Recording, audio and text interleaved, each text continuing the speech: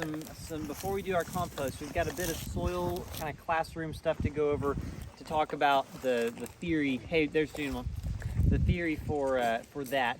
But we're going to go ahead and do some hands-on stuff before we go in and do some more classroom stuff. So what we're trying to talk about now is basically putting into practice that principle of going to God in His creation to see what we can learn in childlike simplicity.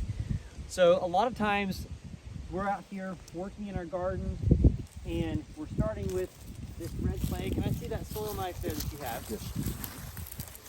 So we have this, clay that we're working with, and we have a garden here, and a lot of times we're struggling to produce things, struggling to get things to grow.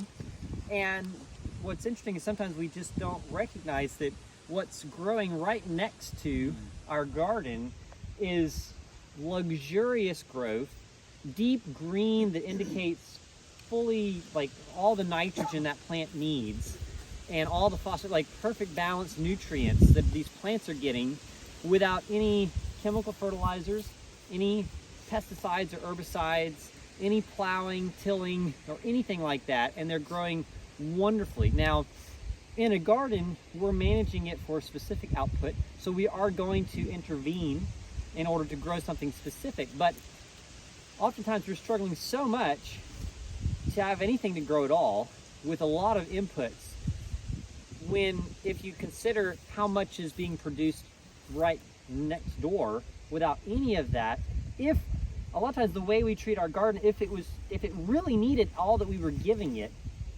this shouldn't work. Right. Mm-hmm. It shouldn't work. Yeah. So if we look at God has obviously put something in place in natural creation that sustains it when it's doesn't have any care at all from any person giving inputs into it.